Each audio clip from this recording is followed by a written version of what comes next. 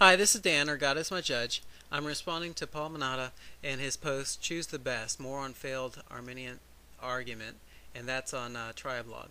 Um, Basically, Paul quotes 2 Kings 10, 1 through 3, and he basically says the way choose is being used here is determinist, and it's inconsistent with libertarianism, or specifically inconsistent with the way I'm talking about libertarianism. Um, Basically, the picture in the passage is that someone has to choose out of 70 sons, which one of them is the best. And it doesn't really get much further or much more specific than that, so you don't know exactly what it's best for. But long story short, someone has to choose the best. And Paul's idea is, well, some of them are, would obviously not be best, and then maybe even on the flip side, let's say one of them really stands out as being the best or something like that. So first off, I should just point out that it's very obvious, to me at least, that there's some subjectivity involved in picking out who's best, in terms of why they're best, or in terms of just measuring and comparing. So I think that alone answers the argument and opens up libertarian notions of ways of understanding this passage.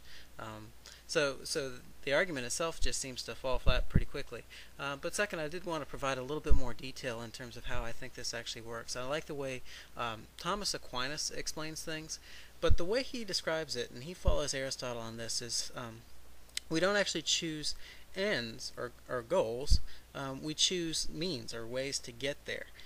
So the idea is maybe we're given a goal of choosing who's best, but we have to figure out which person is best. And if there's any aspect of good in any of the individuals, in any of the 70, it's possible to choose those.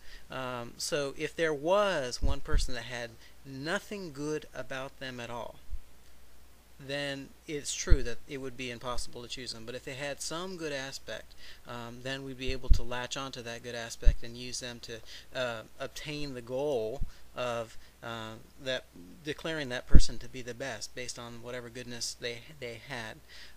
So that's Aquinas' idea, and I actually kind of like it and like his way of explaining things. So long story short, there's definitely many different ways of explaining this passage that completely fits with libertarianism and does not fit with determinism. So that's it. God be with you.